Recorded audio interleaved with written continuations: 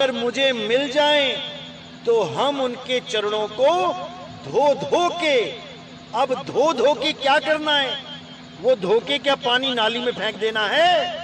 नहीं मेरे भाई नहीं, हम उन चरणों को धो धो के पिएंगे, तब हमारा अंतर मन शुद्ध होगा।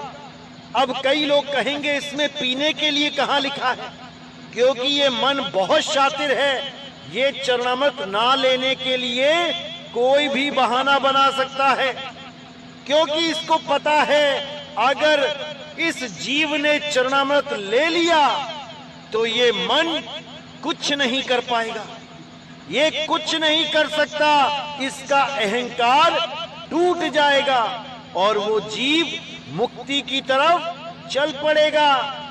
इसलिए ये अंदर छुपा काल, भगवान ये मन रूपी काल हमेशा यही चाहता है कि कोई भी जीव चरणामृत ना ले पाए, इसकी यही चाल है। और ये सब घटों में बैठा हुआ है, तो दूसरे घटों में बैठ के भी ये भ्रम फैला देता है ये काल निरंजन कि अरे नहीं, किसी गुरु का चरणामृत नहीं लेना चाहिए, क्योंकि गुरु ग्रंथ साहब में इसका कोई प्रमाण नहीं है। तो मेरे भाइयों, ऐसे लोग अगर ये बातें करें तो उनको प्रमाण के साथ जवाब दो, ताकि उनकी बोलती बंद हो जाए, वो कुछ बोल ही ना पाए, क्योंकि गुरु ग्रंथ साहब का प्रमाण 100% सटीक होता है। जो गुरु ग्रंथ साहब में लिखा है वो 100% सत्य लिखा है। और जो लोग गुरु ग्रंथ साहब का ही हवाला देकर कहते हैं कि गुरु ग्रंथ साहब में जो चरण लिखे हैं वो तो परमात्मा के चरण हैं, आदमी के तो पैर होते हैं, तो मेरे भाइयों यहां पर चरण नहीं पैर ही लिखा है और उनको ही धोने की बात की जा रही है। अब अगर पैर धो के उस पानी को फेंक दिया जाए तो यहां लिखने की जरूरत ही क्या थी? इससे अच्छा तो स्नान लिख दिया जाता कि पूरा ही धो दो संत को। केवल पैर ही क्यों धोने, पूरा नहला ही दो उस संत को। मेरे भाइयों, यहां पर पैर इसलिए बोला गया है कि धन्य है वो संत जो सारी दुनिया में चल चल के प्रचार करते हैं, इन जीवों के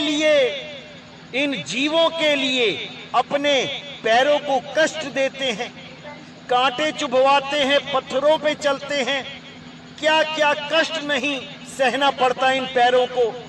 दिन रात केवल जीवों के लिए चलते हैं, नहीं तो सब आराम से सो रहे हैं, सब अपने अपने घर मजे से बैठे हैं, किसको क्या पड़ी है किसी की।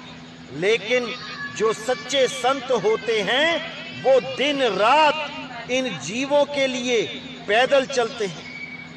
जैसे बाबा नानक कन्याकुमारी से लेके अरब देश तक पैदल चल चल के घूमे, प्रचार किया, ऐसे संतों के चरणों को तो धो धो के पीना चाहिए। यही गुरु ग्रंथ साहब में भी बताया गया कि ऐसे संतों के धोवो पाई, उनके पैर धोवो और फेंक मत दो उस पानी को, उस पानी को घर में छिड़काओ और उसके बाद चरणामृत लो, तब तुम्हारा जन्म सफल होगा, तब तुम्हारी बुद्धि चलने लगेगी, तुम्हें सोझी आएगी, तुम्हारा विवेक जगेगा, तब जाके तुम मुक्ति पद को प्राप्त करोगे। तो और भी जगह दिखाते हैं आपको गुरु ग्रंथ साहब में क्या लिखा है चरणामृत के बारे में। तिस गुरु को सिमरऊं सास सास, गुरु मेरे प्राण सतगुरु मेरी रास। मैं उस गुरु को बार बार सिमरन करता हूं, बार बार याद करता हूं, जिसने मुझे इस संसार से हटके उस परम पिता परमात्मा से जुड़ने का भेद बता दिया, जिसने मेरे सारे भरम गढ़ तोड़ दिए और मुझे उस एक से जोड़ दिया। उस गुरु को मैं सांस सांस सिमरता हूं और वही सतगुरु मेरे प्राण हैं, मेरे प्राण हैं। गुरु का दर्शन देख देख जीवा, गुरु के चरण तोए तोए पीवा।